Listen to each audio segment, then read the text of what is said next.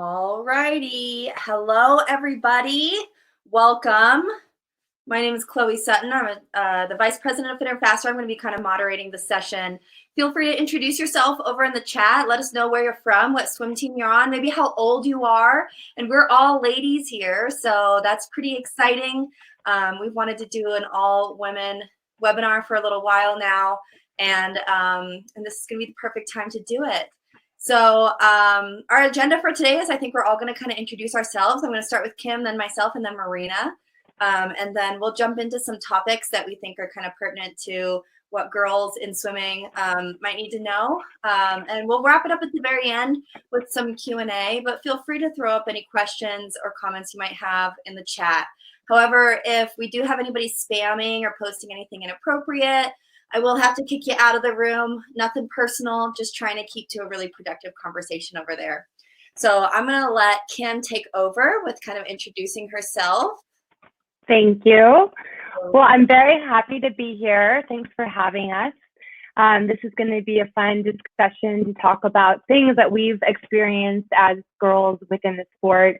And hopefully we can open up a little bit of honesty of things that we've overcome, struggles that we face by being a girl in a swimsuit all the time. So let's see what this is. Can you see the screen, Chloe? Yeah. So this is my backyard pool. I grew up in Northern California, and this is me jumping into the pool like I did almost every day in the cannonball. And I spent my summers swimming with my brothers, and so I grew up with my older brother, younger brother, my younger sister and I, and we would all swim together for hours every day. So that's how I first got involved in the sport. I wanted to be just like my brother, so I was super active.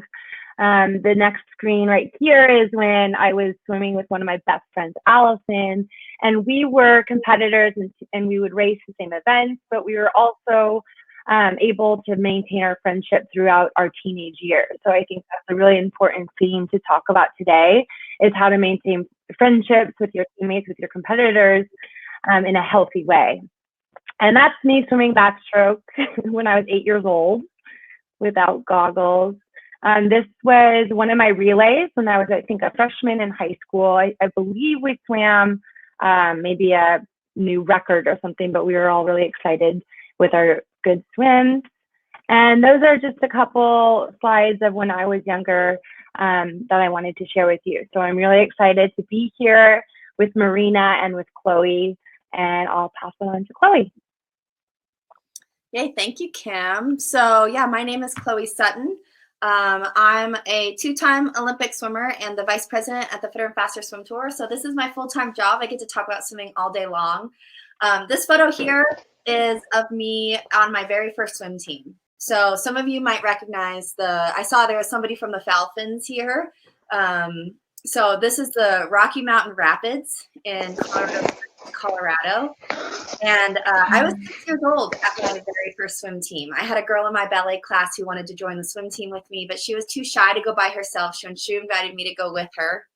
So this is my first swim team picture, and I was 6. And then this is me a little bit older. My family was military, so I moved around about every year or so. I moved 15 times by the time I turned 15. Both of these pictures are from when I lived in Northern California. I swam for the California Capitol Aquatics in Roseville, California. And that was me. The one on the right is JO's, and we had a Dr. Seuss theme, so we wore these silly hats. But I really knew from a very young age that I liked distance freestyle. You know, as soon as I could swim a 200, I would swim the 200. As soon as I could swim the 500, I loved the 500, and I kept going up in distance. And it was funny because as I went up in distance, every time I got out of the water, say my first 500, I'd be like, whoa, I love that. I love the longer swims. But my coach would tell me, you look like you were just getting going. And I would be like, what? That's crazy. Like, that was such a long race. I remember my first 1,000 after 1650. And still, I was like, okay, 1650, right? Like, this is the longest race you can swim the pool. I have to have reached, like, I have to have gotten going by now, you know, after, 15, 20-minute race, depending on how old you are. And I got out of the pool after a 1650, and the coach still said to me, you look like you were just getting going. So then I started trying open water swimming when I was about. No, my headphones died. Oh no, we can still hear you, Marina. If you just want to take off your headphones, we can probably still hear you just fine. I'm just using my computer audio. But I swam my first 5K, and that's an hour-long race. And again, I got out and the same thing. You look like you were just getting going. And finally, I swam the 10K, and that's a 2-hour-long race. It's 6.2 miles. And I think I finally hit where I was finally getting going. On the left here is of York Swim Club. I swam for York, Machine, and the Fish the 3 different times that I lived in the DC area in Northern Virginia. And on the right, that's I was swimming for Hoover Blue Thunder in Alabama. I did that when I was 12 years old, and that's when I broke some national age group records. So I was really fast from a very young age, which is not typical. I got my period extremely young. I was this, like, I'm 5'8" now. I was this tall in that picture. Like, I was built almost exactly the same at 11 as I am now. I'm definitely a little bit more womanly figured now. But I stopped growing. I stopped maturing at a very young age. That made it really challenging for me when I was 13 and 14. But I always stuck to having a really big dream, a really big goal of swimming in the Olympics. So this is me when I was 5 or 6 years old, visiting the Olympic Training Center. And this is really where my Olympic dreams were birthed. And I also got to meet a couple of Olympians when I was around 10 years old. This is me meeting my first Olympians. So that's Chris Thompson. He's the Olympic silver medalist on the left, and he is a distance swimmer. And Tom Malkow on the right, swam for Michigan. This is at the Michigan swim camp I went to. I drove there from Virginia with my mom to get to learn from these guys. And so that was really cool. So that's another place that my Olympic dreams are even more ingrained. But I'll go ahead and turn it over to Marina now. I'm excited to talk to you guys all today. We're going to have a lot of fun. Marina, can you see the little next and previous at the bottom? You can kind of flip around. So, or you can have me do it if you want to. Do you have the microphone on at the top?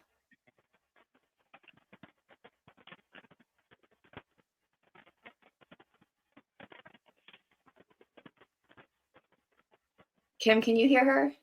I could see her. I could hear you. I can't hear Marina.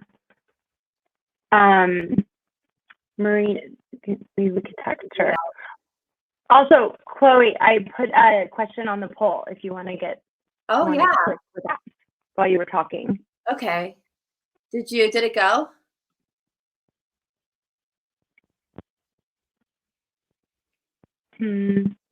We'll get Marina back. Something pretty cool while Marina's coming back, and I'll let her tell you about these slides a little bit. But does anybody recognize the girl on the left in this picture? Is that you? Yeah, that's me. This is us when I think I'm like 2 years older than Marina. So this is me when I was probably about 17, and I think Marina's probably like 15 or 16. At junior. Was that in California? Yeah, that was with Mission Viejo Nadadores. You'll notice Marina and I are wearing matching suits. I don't know if you can tell, but we have to wear these blue Mission Viejo Nadadores suits if this wasn't our championship meet. So so you notice the other 2 girls are wearing racing suits because this was their championship meet. But for us, we had to wear these other blue suits. Marina, are you there? Did you turn on your mic? Can you hear me now? Yeah, we can hear you. Yes.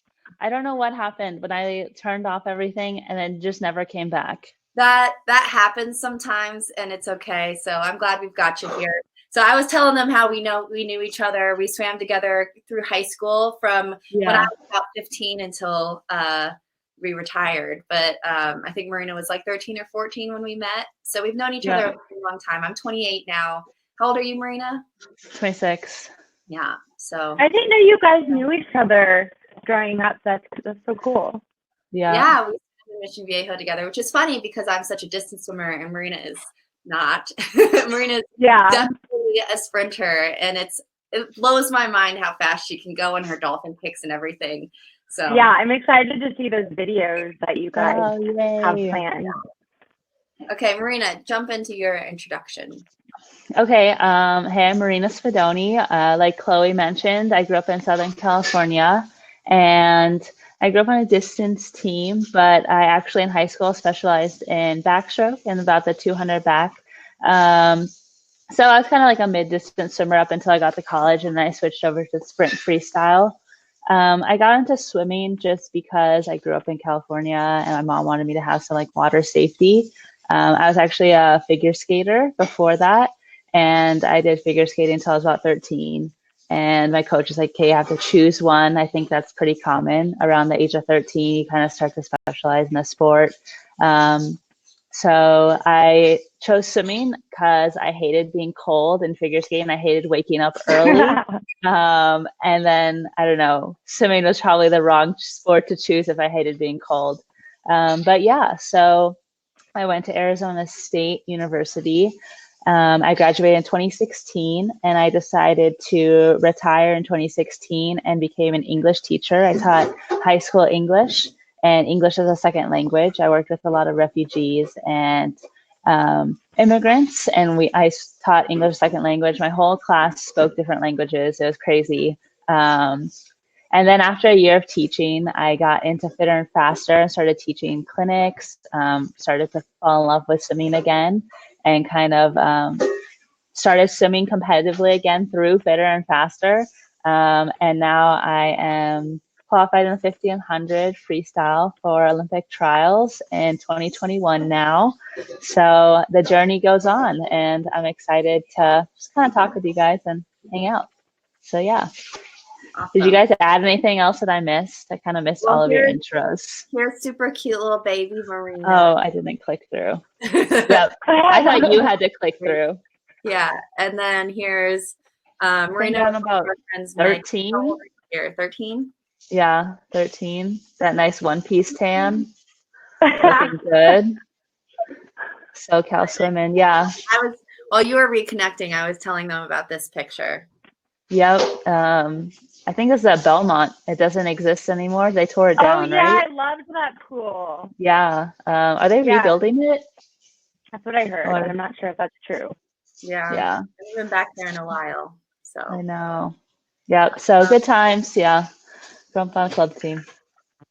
Well, I feel like I missed a couple things in my intro. I was just talking about like my childhood swimming with my brothers in our backyard pool. I didn't say anything about what happened in high school and beyond. So after high school, I chose to go to UCLA, swam in Los Angeles, and I trained for the Beijing Olympics in LA. And I went to Beijing in 2008. I came back with a bronze medal. And then after that, I moved to Europe for a little bit to train abroad before coming back to the United States. So that's a little bit more with my intro. I thought it'd be fun for us to kind of share some stories of what we've been doing in the last month in quarantine. What has helped you guys stay sane without a pool? Yeah. I know. Go ahead. You can go. No, you go. Okay. So I've been kind of working with my weight coach, and he's pretty cool. We actually graduated the same year. We swam together all through college, and he became my coach after college. But we've been working on like just fun ways to like get my body engaged. So like, I know you guys follow me on Instagram. You've seen like a lot of my weird stuff that I've been doing. He challenged me this week to like choose a skill, and it could be any like physical skill to like just get slightly better at. So my boyfriend chose juggling. So this morning he was like practicing some juggling today, working on like hand-eye coordination. I've been really like trying to get these handstands down. So I chose like to work on my handstands and work on like my balancing skills. Throughout the week, I've been like up against the wall doing handstands, like practicing standing on my head, just really like weird stuff. I clear out the living room, make sure there's like no furniture. And yeah, it's been really fun. Just doing things that I wouldn't normally do with swimming, just kind of thinking outside the box. And that's kind of cool just to like find a skill that you want to improve on. And yeah, one of the things that my coach suggested was like dribbling a soccer ball on your like knee, like see how many consecutive times you can do that, or doing the jump rope where you get two under at one time. So like see how many you can do in a row and things like that. So yeah, it's been interesting. Cool. I've been meaning to purchase a jump rope, but I'm not sure where to get it. Do you have any recommendations of places to order like jump rope? I use the brand of jump rope I use is called RPM, like reps per Okay. minute. You could think of that. Okay. And like they're the speed ones so that you can like twirl them really fast. Whoa. That's the one I use because I was trying to practice the double unders as well. Try to get good at those. But yeah, Marina, so do you remember the phase we went through where we did double dutch before every practice? yes. Oh my gosh, I love that. I was just telling my boyfriend, I was like, I wish we had like another person so that we could play like double dutch in the street or something. Oh, that's true. That was so fun. Do you have an animal? Do you have like a cat or a dog? No, No. no pets. I wish. Marina's always had dachshunds, and your dachshund Louie is with your dad, right? Yeah. Yeah. So he no dogs here, but keeps my dad company, so he's not lonely. So it's good. That is good. Yeah. Chloe, what have you been up to? So I'm just entering into my second trimester of pregnancy. So oh, I didn't know that. Congratulations. Yeah. So I was showing Marina before we went live that I've got a little baby bump now. Exciting. So I'm actually wearing like maternity leggings that like come all the way up and everything. I'm jumping the gun a little bit. I definitely don't need them yet. I've just got a little belly, but it's exciting and it's fun. It was something to order online, you know. But this weekend was the first weekend I actually had any energy and that I could like actually eat food because my stomach has not been happy with me and I've just been exhausted. I've been able to sleep like 12 hours a day. So I'm excited that I'm kind of getting out of that first trimester. But we also last weekend got a puppy. So that's been keeping me really. We've got an 8-week-old puppy named Ollie. And cute. Joining, we already had a cat and a dog.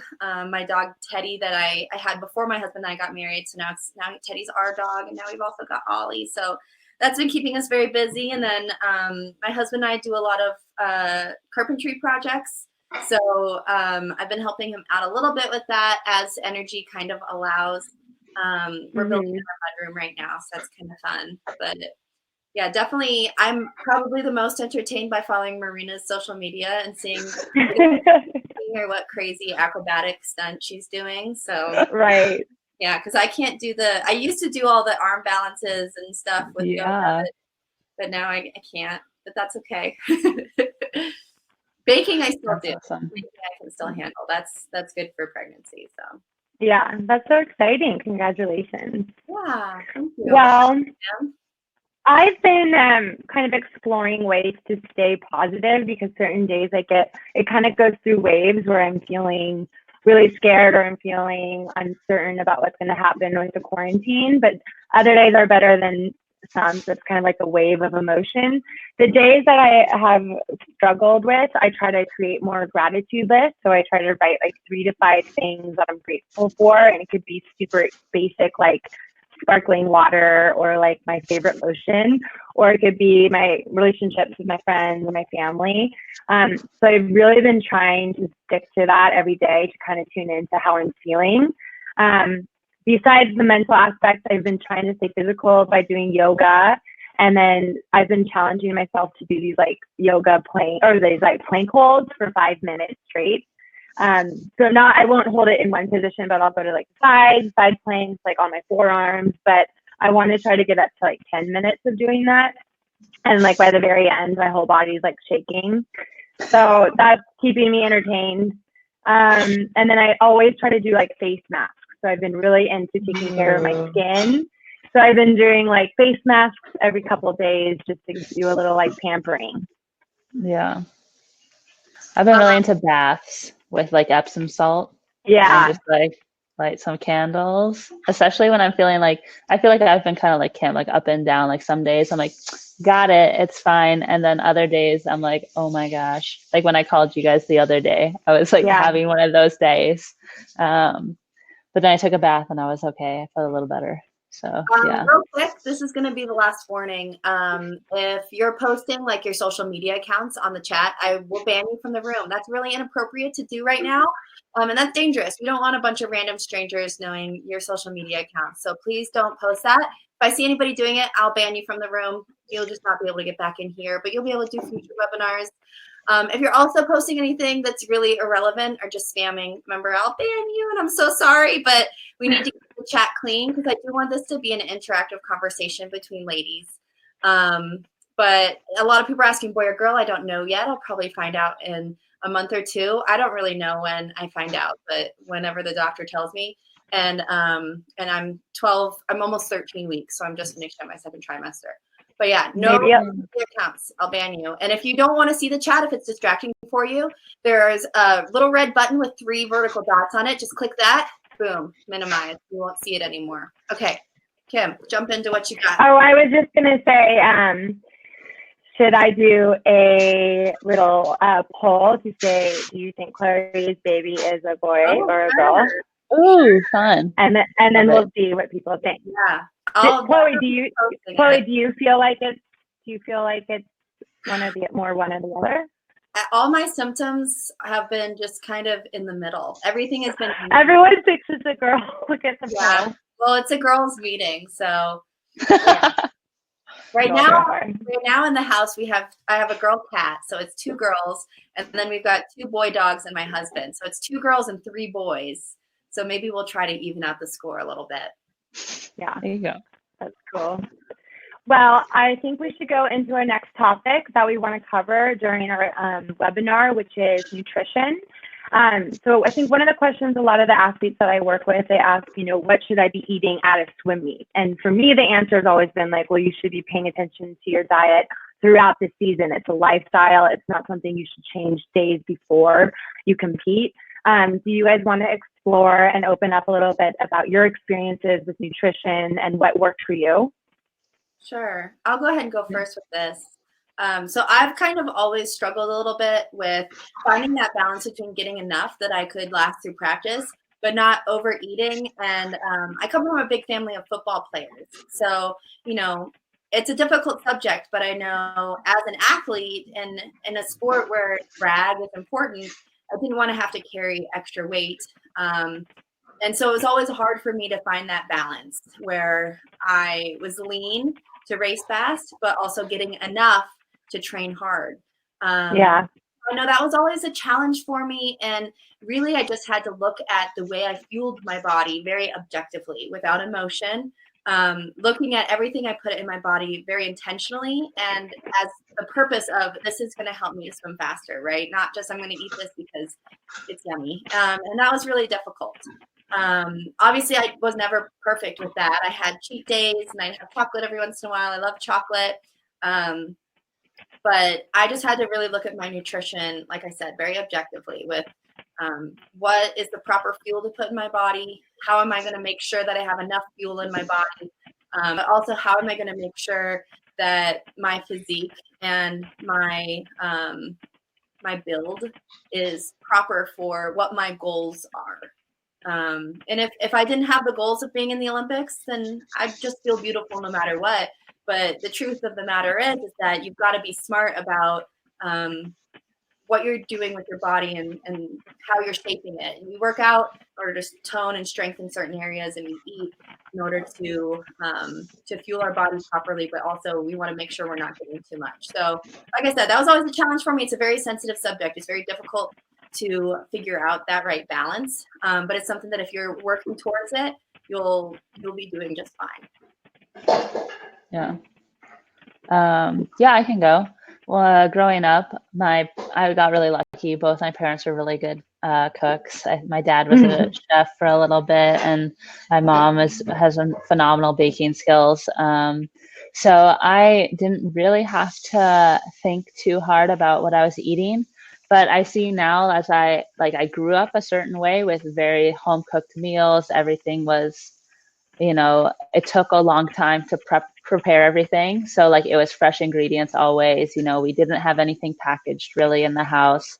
I kind of took it for granted when I was younger. And then when I moved out and got into the real world, I was like, oh, wow, planning your meals and nutrition takes a lot of work and effort.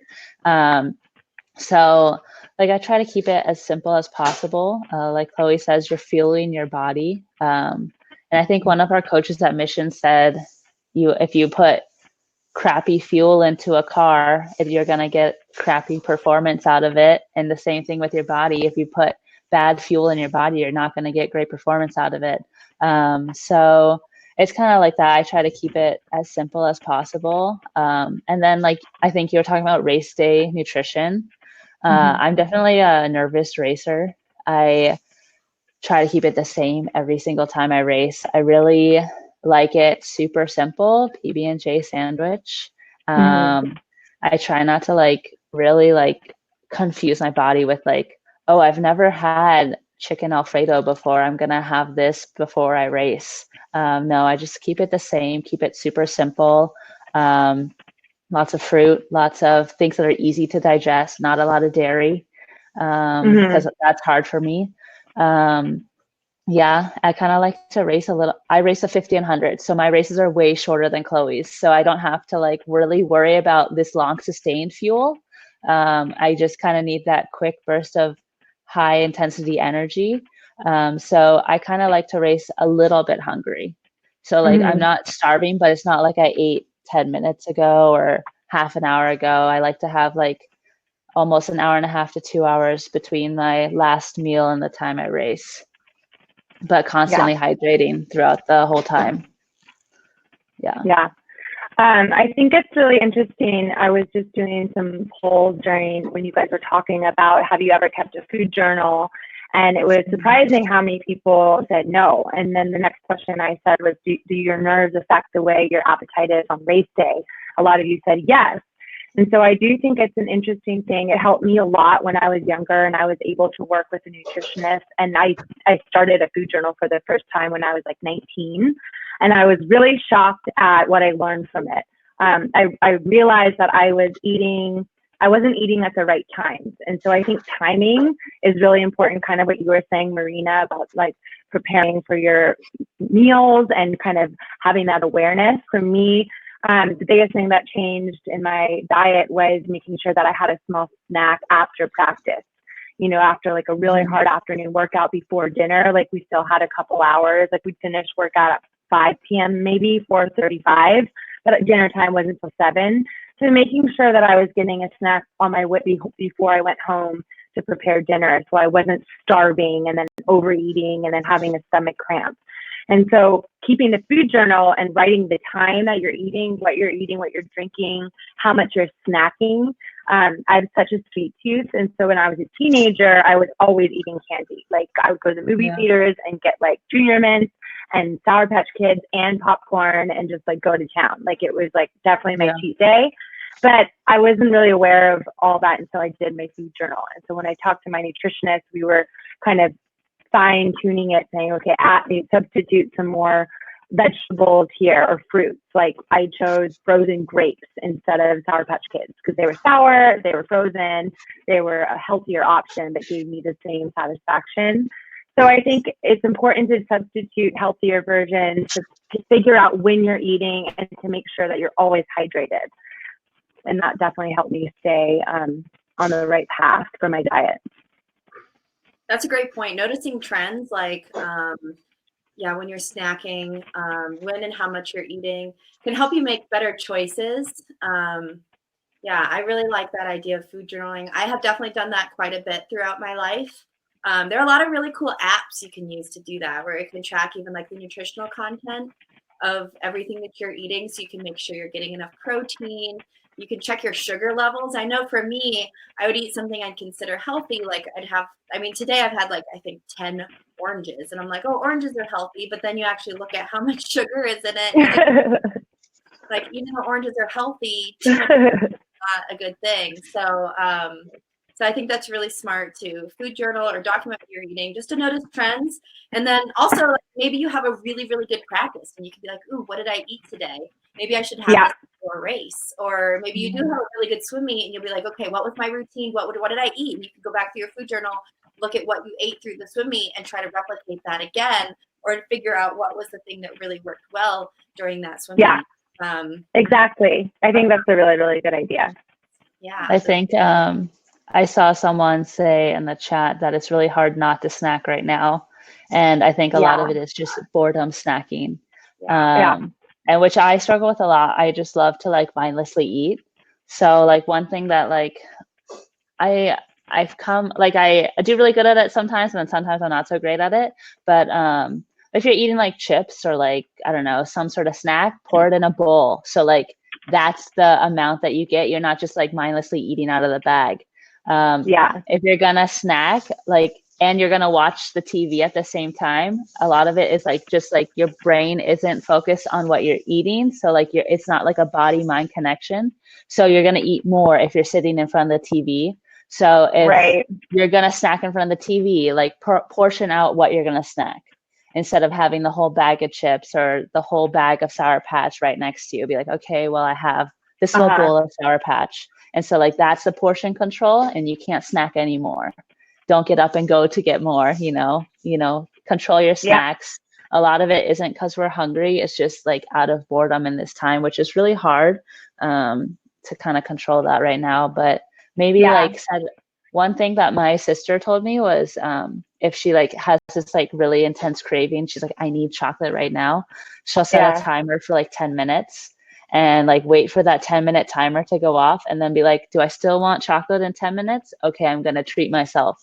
But if the timer goes off and she's kind of like, I don't really need the chocolate. It's just kind of like this passing craving, then she goes for something else.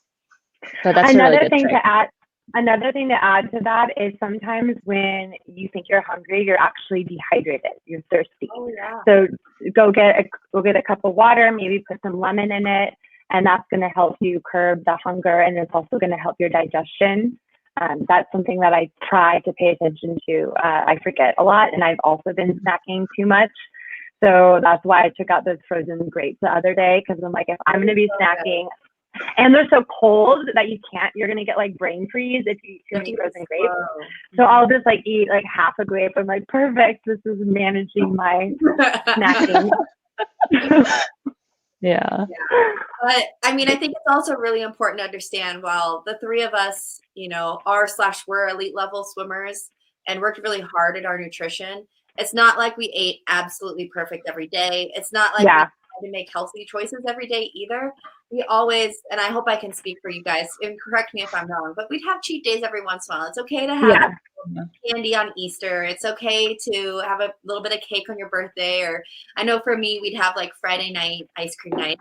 I am the sweet tooth person. I can have salads every day, but then if I get candy, I'm so happy, So it's just making sure that everything, Marina and my coach used to say everything in moderation, right? So just try to make healthy choices the majority of the time, but you can let yourself have some, I just asked, do you have cheat days with your nutrition? It's like more than 90% of you are saying yes, which I think is really healthy.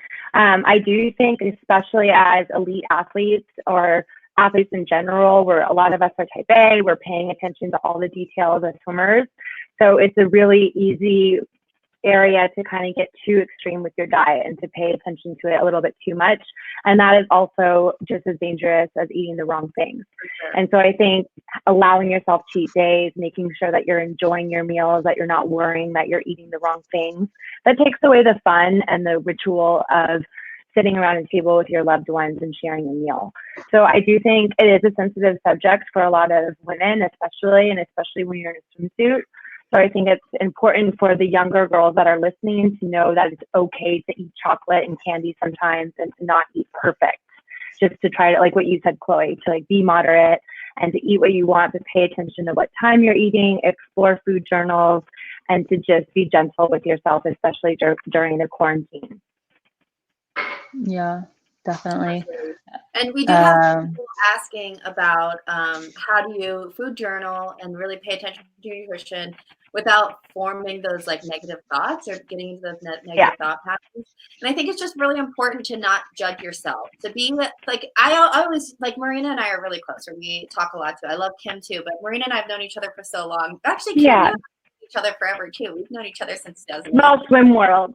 Yeah, but Marina's really the woman I go to for advice a lot, and I like to think of when I'm food journaling and I have a bad day, where maybe something bad happened, I'm grumpy and I went out and got something unhealthy to like soothe or something, where I just, if I didn't eat healthy that day, I try to treat myself the same way I might treat Marina if she came to me and said, "Hey, Chloe, today I had a bad day and I ate some French fries and then I had a milkshake." And I would be like, "You know what, Marina, that's okay. Because, I know you eat healthy most of the time." And I try to just treat myself the way I would treat my friend. I think it's just important to forgive yourself when you have those bad days or when you don't eat healthy. You guys know the difference. And it's not about yourself or getting hard on yourself. It's just, saying, "Oh, well, that's okay, because tomorrow I can be better." Tomorrow I can make healthy choices, and it's okay that I didn't make healthy choices today, because that's fine. We're all human. We all Yeah. to do that sometimes. So it's it's making it not a big deal, and it's forgiving yourself and treating yourself like you would treat your friend, talking to yourself the way you would talk to your friend. Because I know sometimes the way I would talk to myself when I had a bad eating day and I felt really guilty about it, I would not be very nice to myself. So you just want to make sure that you recognize that and try to treat yourself nice sometimes. Yeah, I think that's a really good point. I loved what you said about treat yourself like you would a friend. I think that's a really difficult thing to do, especially as girls. We're always worried about our friends and trying to be supportive, but most of my friends, and myself included, I'm not that way with myself. And so I'll beat myself up if I'm not eating healthy or if I'm feeling a little bit gross or tired. And I think especially right now, we just need to be really gentle and to have that support group and to talk to each other like you do with Marina, and to have those open conversations with your parents or with your loved ones. For sure. Definitely. Yeah. So I think that this is a great topic to go into our next topic, which is body image and self-image, and especially when we were younger, going through puberty in a swimsuit. How was it like for you guys, like when you were 11, 12, 13 and getting your periods for the first time and your body's changing? What was that experience like? I'll go ahead and start. Okay, yeah. So yeah, it was just kind of similar to my eating, where it was an up and down, sometimes a battle, sometimes it came naturally. My weight has always definitely fluctuated a little bit. As I've tried to figure out my nutrition, it is hard being a swimmer because you really have nowhere to hide. I feel like I look great in clothes, but then I'd put on my swimsuit and notice that it was fitting a little tight, or notice that, maybe I had some cellulite or something. So it can be difficult. And I had some really good advice when I was younger, where somebody told me to recognize more the awesomeness that my body was producing in the water, right? Notice how strong my body is, and pay more attention to how fast I could swim and stuff like that, instead of thinking so much about the way I looked. Because ultimately my goals were all focused on how I was doing in school and how I was doing in swimming. And when you're young, your body's changing so much. I mean, I started going really badly through puberty when I was about 13, and I didn't have the best time for like 2 years around that time. And that was difficult. I could tell my body was just changing a lot, but it's about like, whoa, my body's still doing really amazing things. And learning to love yourself no matter what you're going through, because you're going to go through some crazy stuff. It's going to be crazy. Now I'm pregnant. It's crazy again. And you just have to recognize, the amazingness of what you're doing, and love yourself. But it is a challenge, and it's a process, I think, for all of us. I think we can all kind of speak on coming to a place that we really appreciate our body more, but then always having bad days too. That still happens. Yeah, Definitely. I started maturing a lot later, so like I didn't get like my period until I was like 16. I was like much later. I think a lot of my body image issues came from like not developing and like being like very like not up to speed with like where I felt the other girls were. I was like, well, why am I not filling out the way that they are? And like, why am I still kind of like this skinny, awkward, boyish shaped human? Like, why am I not like looking like a girl now, in high school? And then, I hit puberty and like lots of changes happened really fast, like Chloe said, and like swimming is awkward again. You have to kind of relearn how to swim. And emotions are all over the place. I remember snapping at my coach a lot. Poor Coach Bill, poor Coach Rose. Like I was always like, but yeah, it was definitely tough. And I feel like it's really tough for girls because we do like hit the maturity at different times, especially like body maturity. And it can be like tough, like someone like Chloe who hit it at 13 and she, you know, like is swimming so fast and like everything, and she's tall and mature. And then like someone maybe who doesn't hit it that early and like they're kind of like holding, like, you know, they're kind of stepped back a little bit.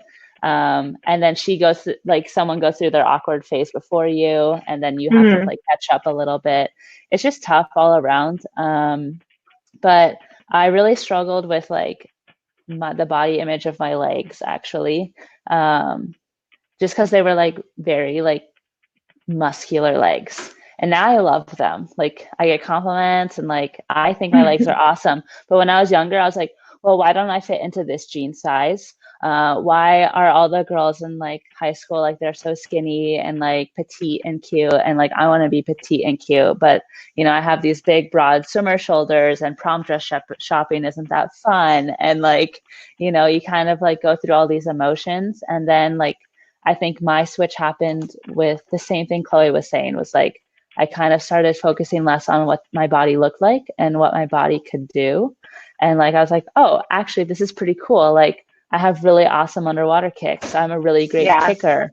And then like my perspective started to change when I stopped focusing on so much what my body looked like and then on what it can do now. And I think that's really awesome.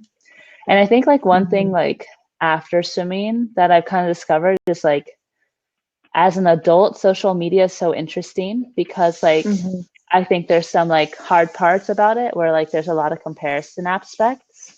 But I also think there's some really cool parts about social media where like we do get to see like really strong women on it and like women that are doing really cool stuff.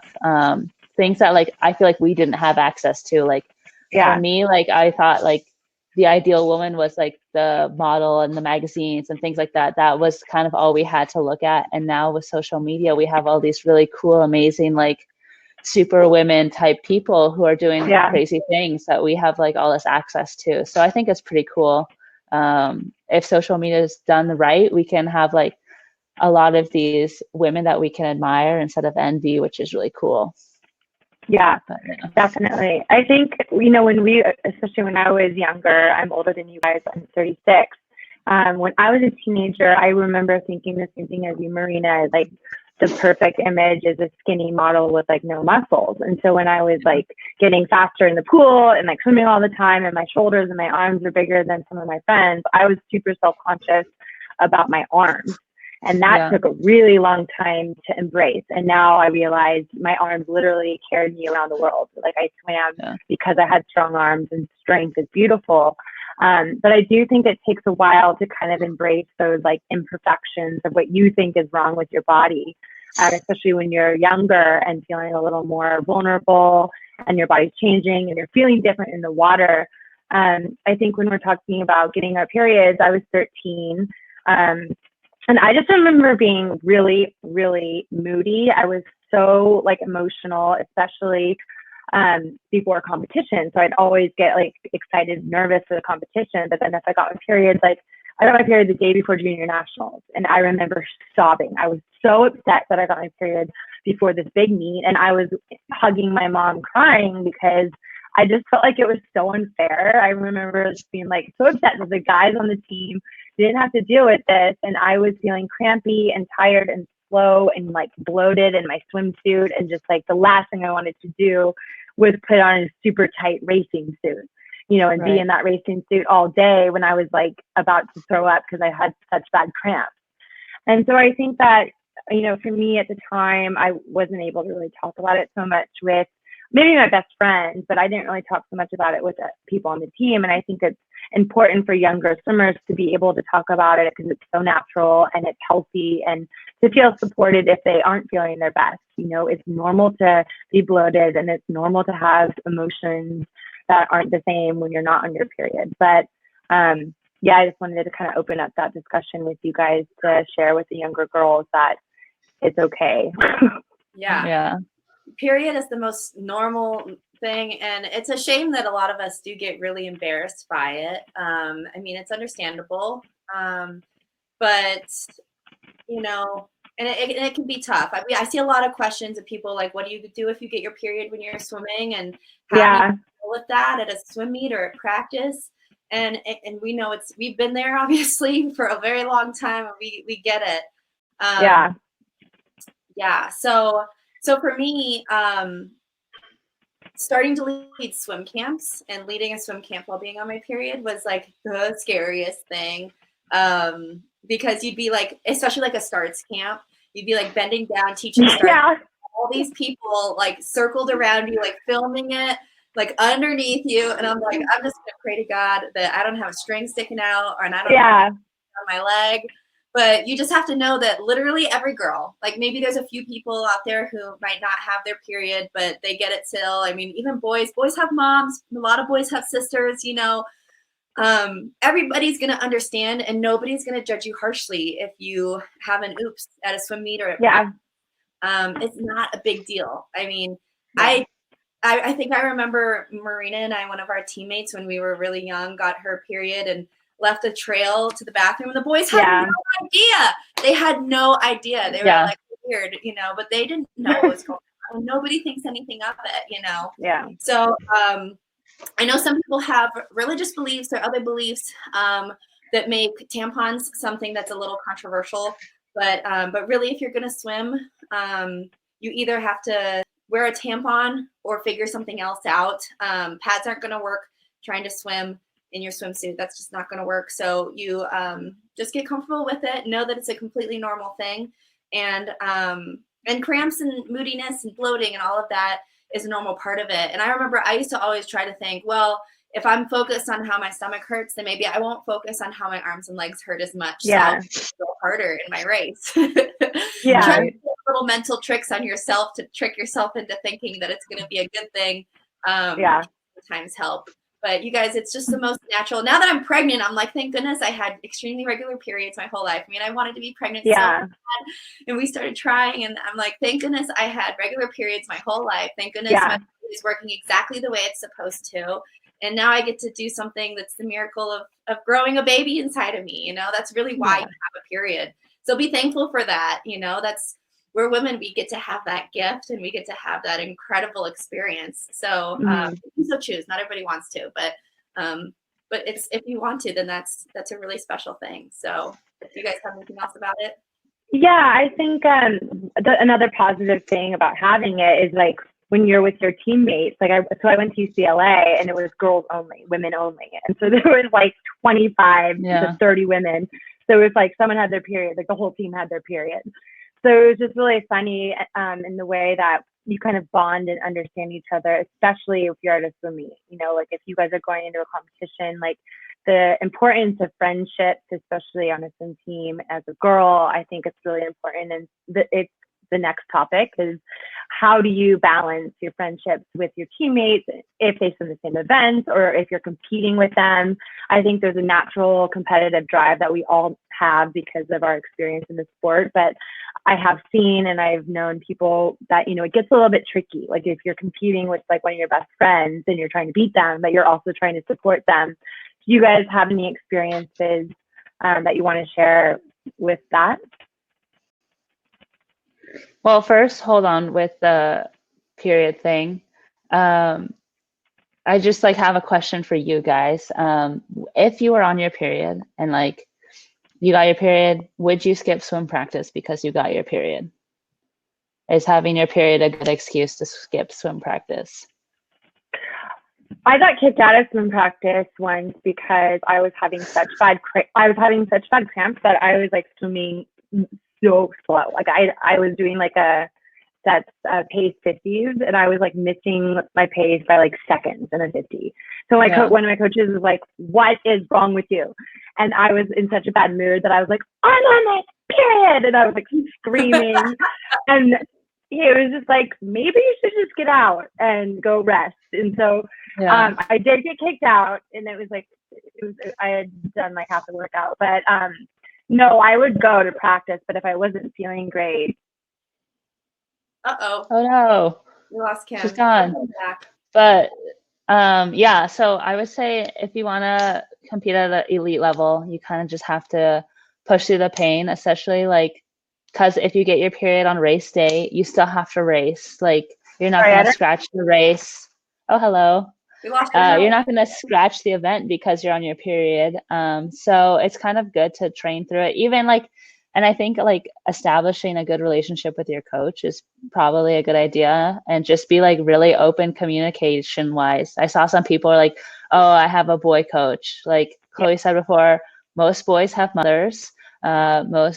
Most guys have sisters or girlfriends or something. They all know what a period is. So, you know, if you can have like some open communication with your coaches and be like, to avoid maybe the situation Kim was just in, you know, where she's screaming at her coach, I'm on my period. You could just be like, you know what, before practice starts, kind of like, you know, have a little side conversation like, hey, like, not a great day today. I'll do my best, you know, maybe we can modify something like that. But it's too hard to start missing practices because of a period. It's not a okay excuse once you get to a certain level.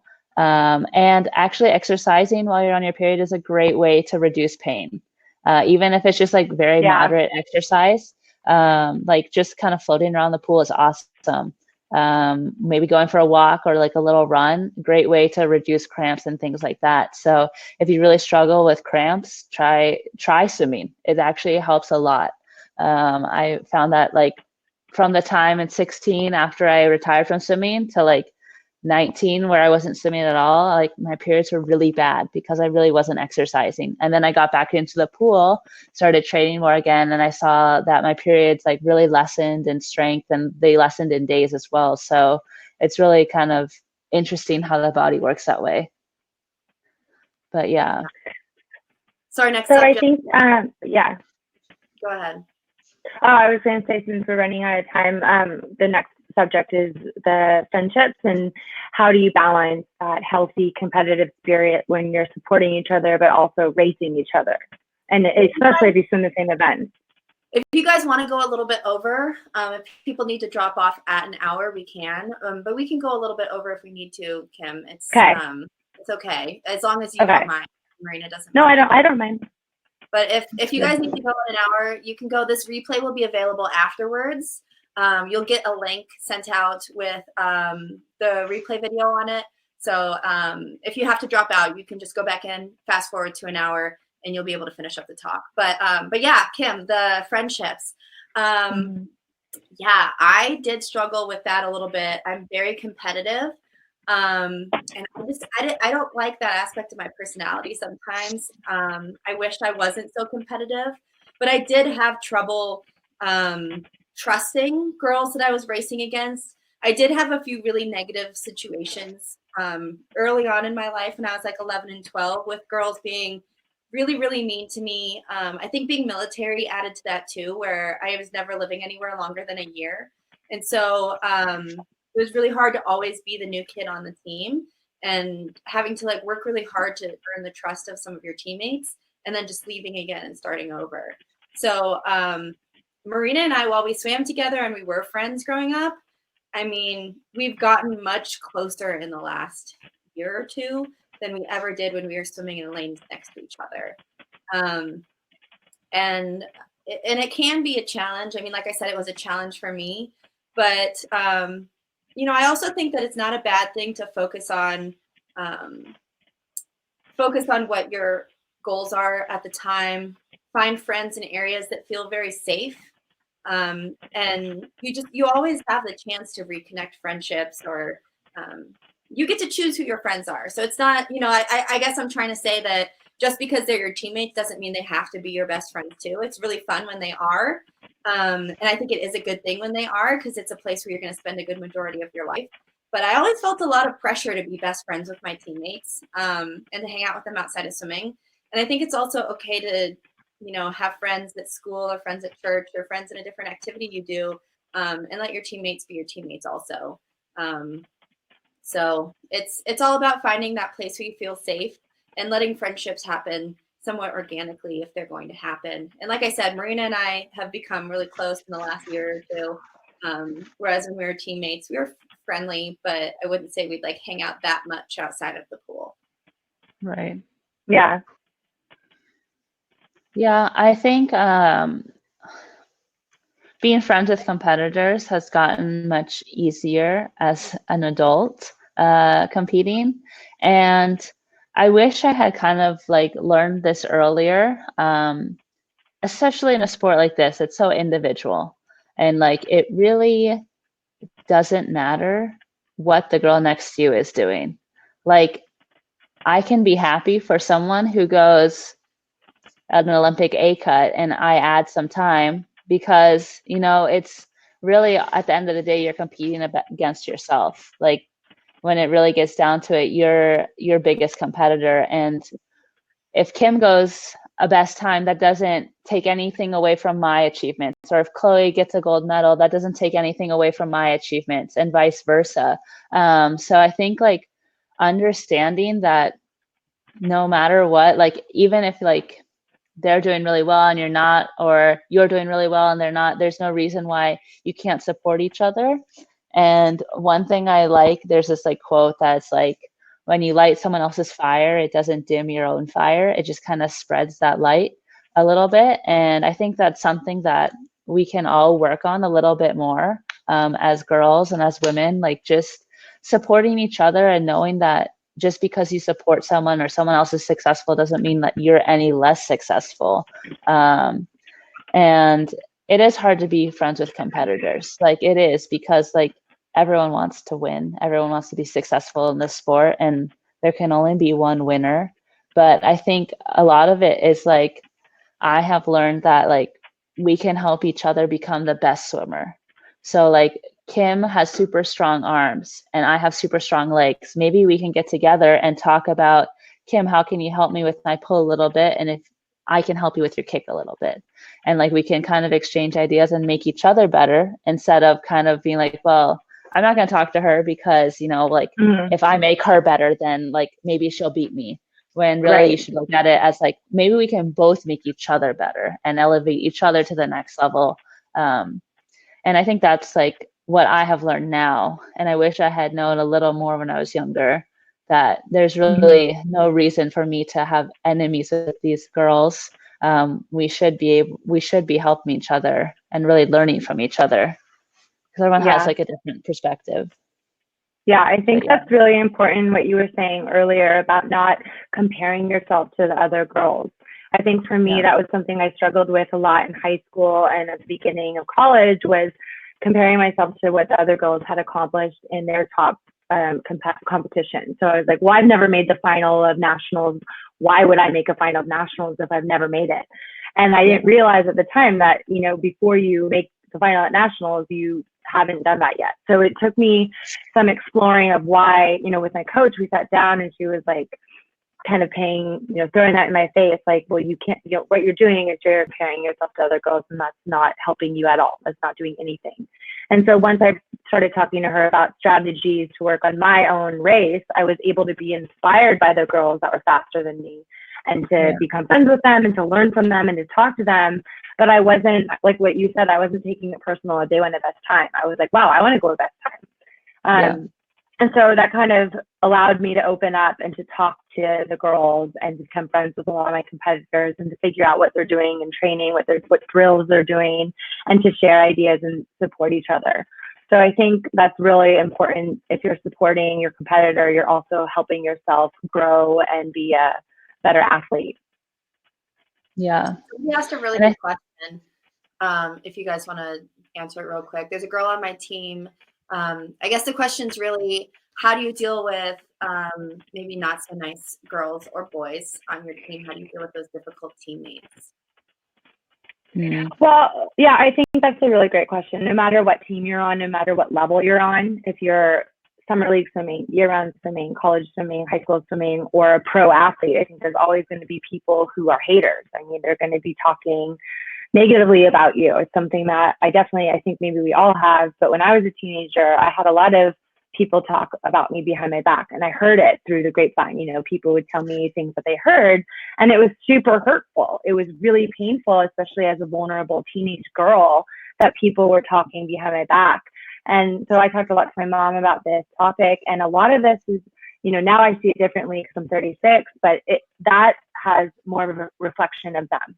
How they treat other people is how they treat themselves. And so I ended up kind of pitying them that they were such a negative, that they're so negative that it makes them feel good to talk bad about someone else. And so if people are bullying you, if people are being negative, I think if you try to empathize and look at it, like if that's how they're talking about someone else, how are they talking to themselves? And that self-image and that self-talk, I think is, you know, that's their own deal, and they have to live with that all day, every day. So that helped me handle other people's negative comments. That's Yeah. good. Marina, did you have anything else to add? I think that's really good. And just like, you know, trying to be like, I don't want to say the bigger person, but kind of the bigger person. And just like, for me, it was a lot like how I handled it was I am a non-confrontational person. I always have been. I still struggle with confrontation or speaking up with how I feel. But for me, it was more like I just try to see what Kim saw and just be like, okay, well, you know, maybe they are struggling with a X, Y, and Z.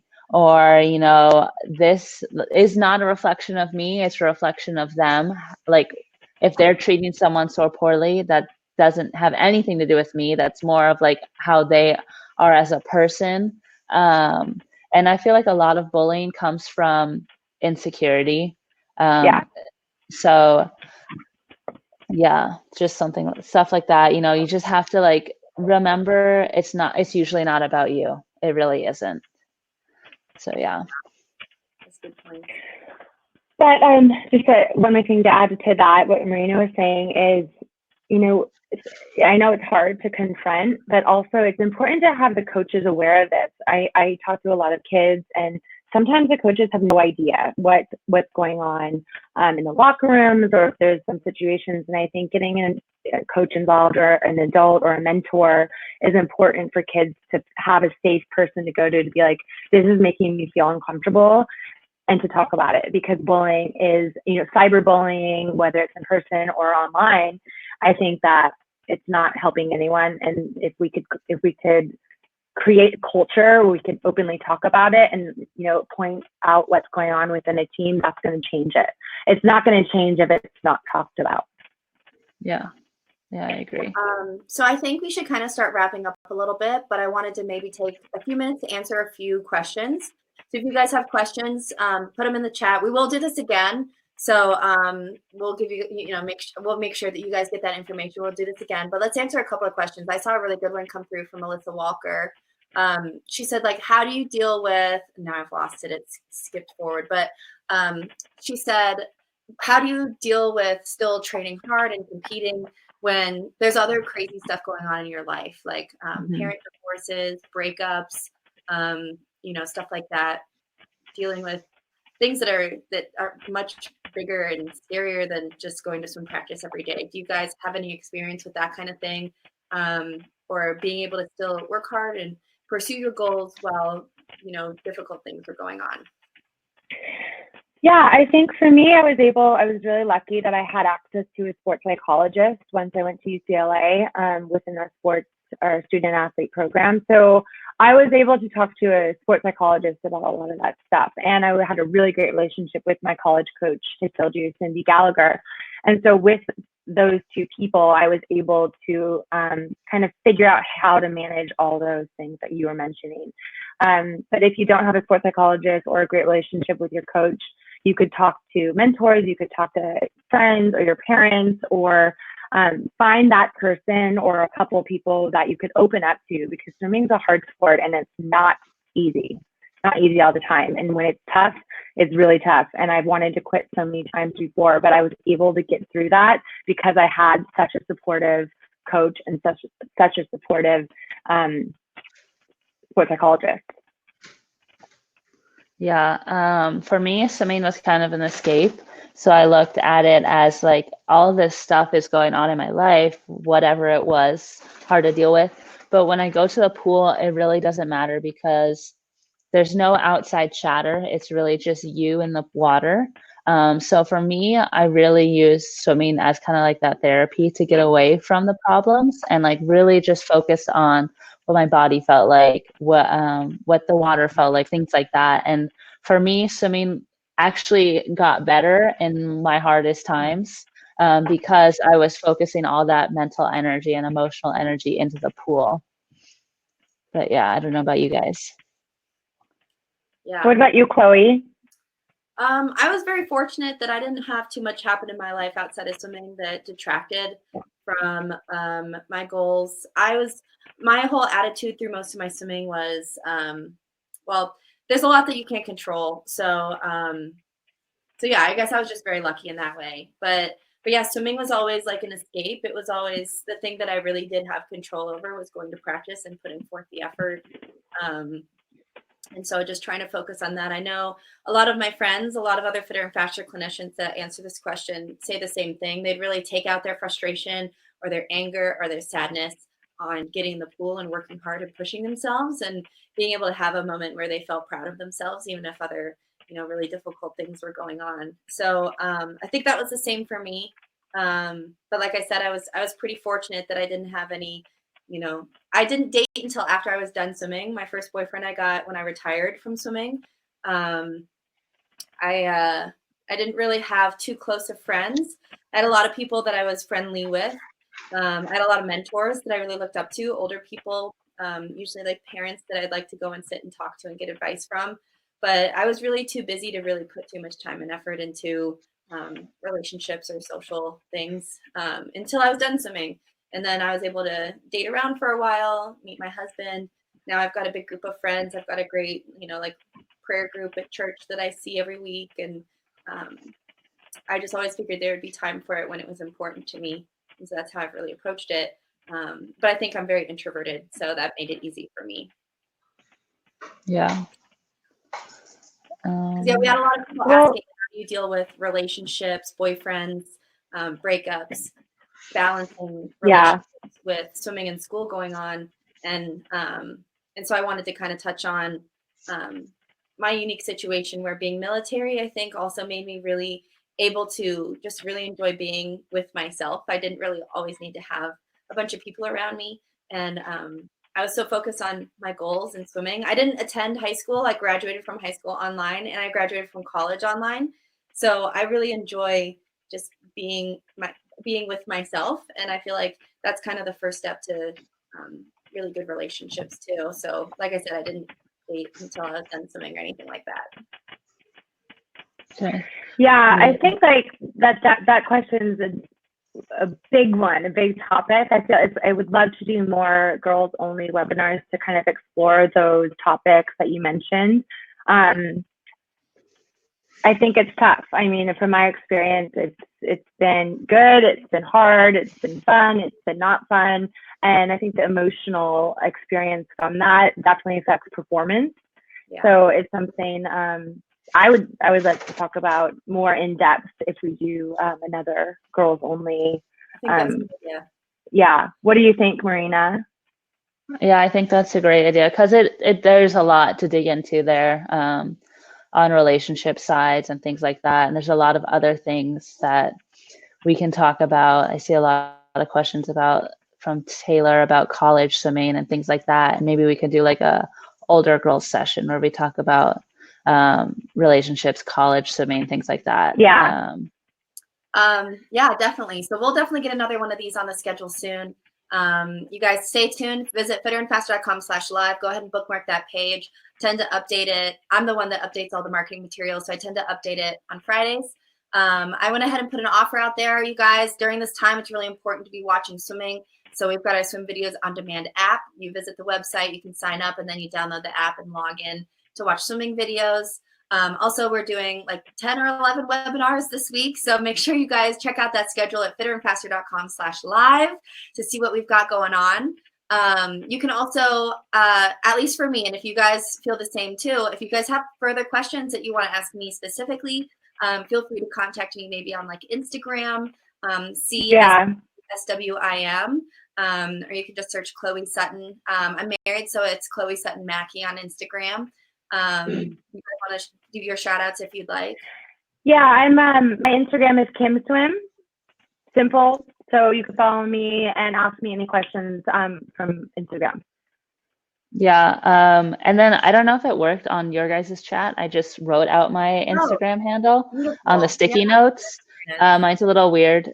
But yeah, totally open to asking questions if you have specific questions for me or Kim or Chloe. I love answering questions. So it's awesome.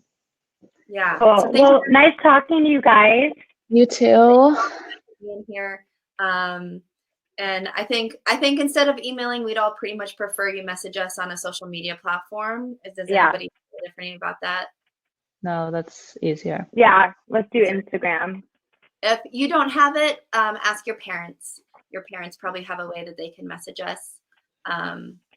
Or I'll go ahead. I work for Fitter and Faster. So if you email Chloe@fitterandfaster.com, I can get the message over to Marina and Kim and be the relay person between us. I've been answering a lot of customer service questions with that email anyway, so I'll go ahead and put that out there. Yeah, thank you, everybody. Great. Have a wonderful rest of the week. Bye, Marina. Bye, guys. Bye. Bye, everyone.